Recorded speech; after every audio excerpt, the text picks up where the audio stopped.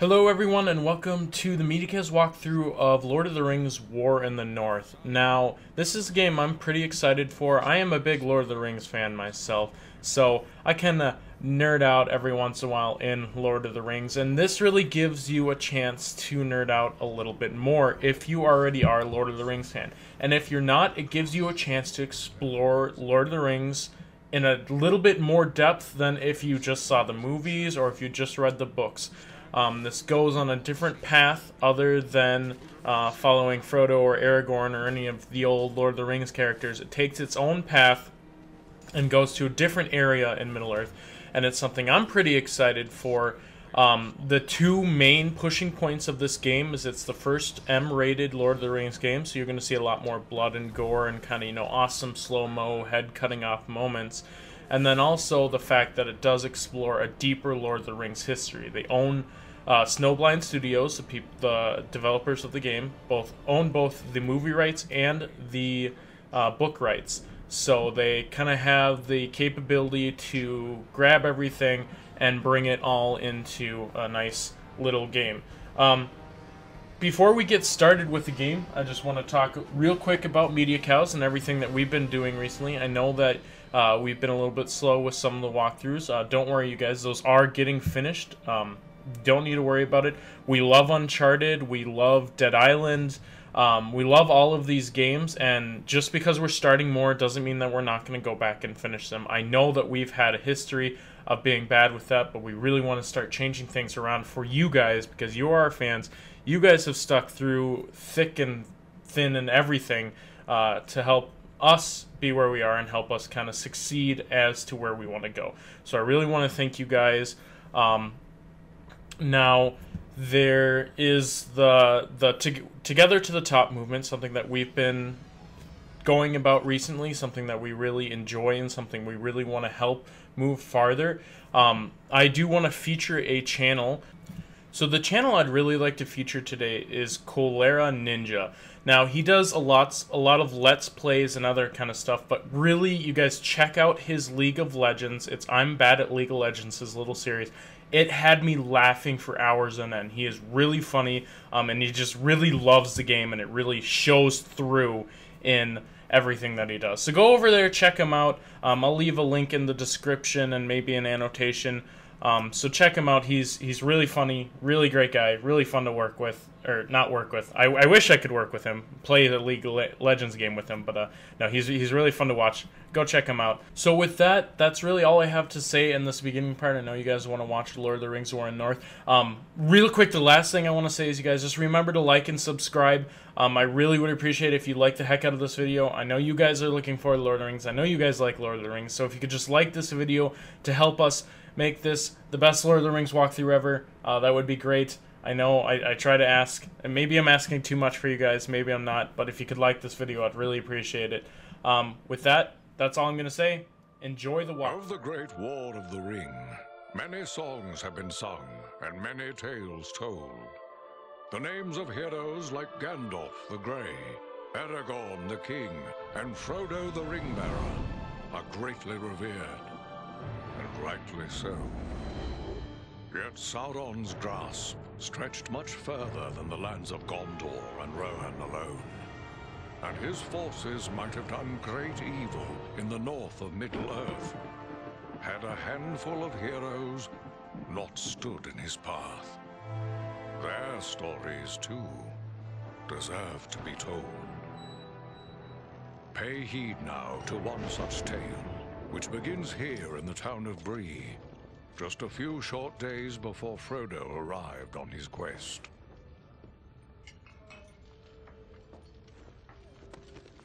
Aragorn. Eredon. Well met.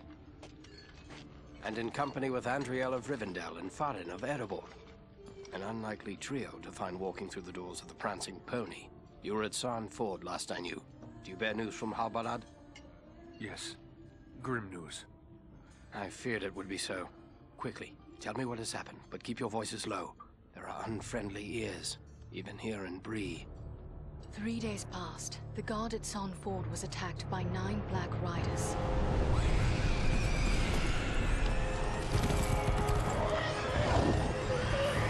Stand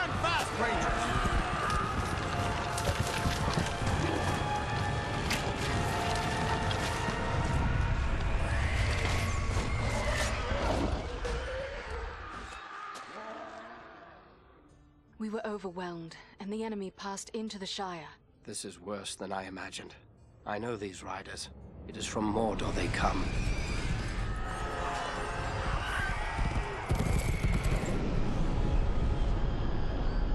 Our folk could not hope to stand against the Nine together.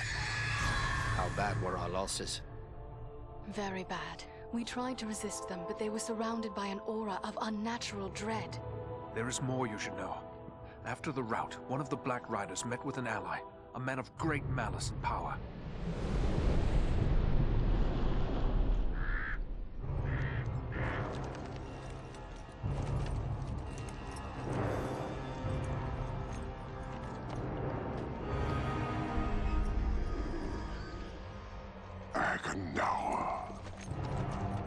As our master commanded, I have stirred up the orcs of the mountains.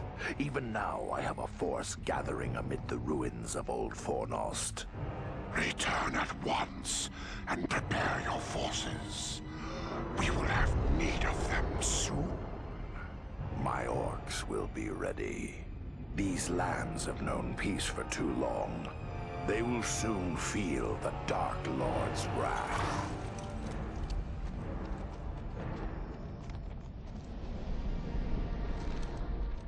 If this Agandaur has a force at Fornost, then our position grows all the more desperate. But why all this force against the peaceful halflings? It can't be the enemy sees them as a threat. I will say this much. There is a hobbit of the Shire who should be coming this way with a great burden. If it falls into the hands of the enemy, it will mean doom for us all. Now this hobbit is adrift on the road with enemies all around. I must find him before they do. And I need you to help me keep him safe. You are my chieftain. I will gladly do whatever you command. I'm a part of this now as well. Then we three are of one mind. How can we aid you? We must reduce the threat from the enemies gathered at Fornost. Travel there and do whatever you can to keep the enemy's eye turned towards you and away from the Shire. Perhaps we will have help in this task. Eladan and Elrohir were in the north when last I heard. Any gathering of the enemy is certain to attract their attention. Good. You could find no better allies than the sons of Elrond half-elven. I hope we meet. But with or without help, the enemy will be kept busy. We'll make sure of that.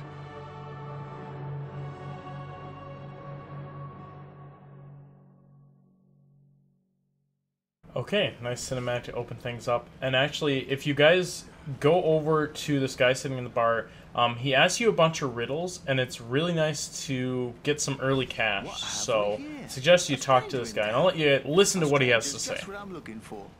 Interested in a little harmless pastime? It's time to make some money from it. What sort of pastime did you have in mind? Why, nothing more than a simple game of riddles is all. I love a good game of riddles. But everyone in town has already heard all I know.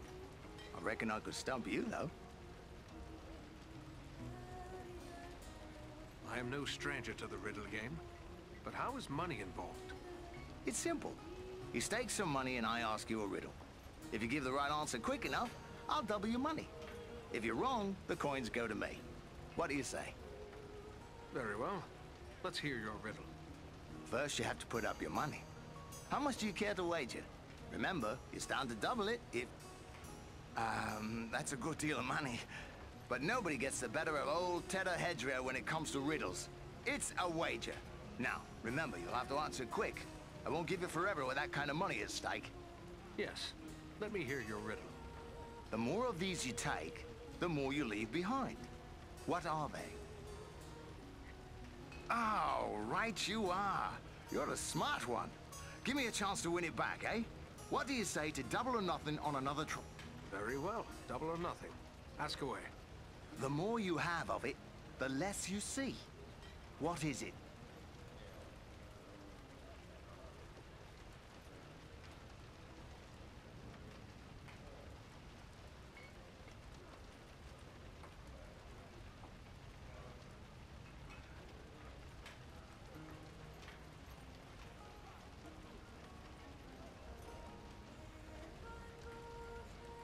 Oh, correct. You've a cunning mind, no mistake. Go again, double or nothing? Double or nothing it is. What belongs to you that others use more than you do? That's the answer. I've been too easy on you, it seems. Go double or nothing and I'll stomp you this time for sure. Double or nothing it is. I'm always hungry. I'll need to be fed. The finger I touch will soon turn red. What am I?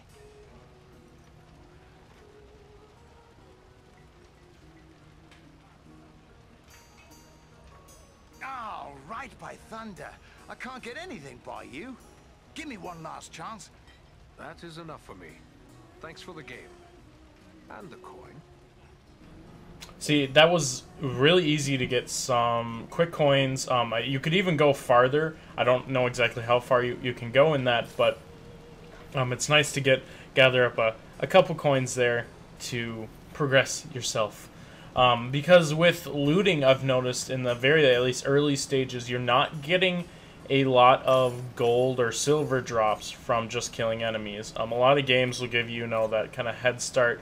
You don't necessarily get that, so you have to work a little bit harder for the money you want to earn. So you want to make sure that you jump on any opportunity you can to get those gold pieces. So if you guys haven't guessed by now, this will be a commentated walkthrough. We asked you guys in the Uncharted walkthrough, what do you like more? Do you like the commentated? Do you like the silent? And we realized that there are certain games that require a little bit more silence. Mistrust my kind. And I'm going to try my best not to talk over a lot of the dialogue. It requires a little bit more silence than other games would. So stuff like Uncharted, Battlefield 3, Call of Duty, we want to do minimal commentary because we know that those are really about being in the moment. Now when you have games like Lord of the Rings War in the North, Dead Island, where you have a little bit more free roam, you have a lot more choices in the game, we want to do a little bit more commentary because we really feel like that's the best way to get you guys the best experience for the game. So you'll be seeing a little bit, we'll have different styles per game. And so I just kind of showed you a little bit of the Bree there. You have different shops and that kind of stuff. And I just want to jump right into the action here. So that's what I was doing. Now, this game is a 3-person co-op game, so you can be playing with 3 other people. You need to make sure that they're all around you before you travel, or you can't travel. So make sure you're doing that. I think this game would be such a fun game to play with 3 people. This is foremost, yet I see no sign of the enemy. These ruins could hide a large army. We might even now be under the gaze of unfriendly eyes. Well, we came to provide a distraction for Aragorn, and what better way to do that than walking in the front door? Let's be about it.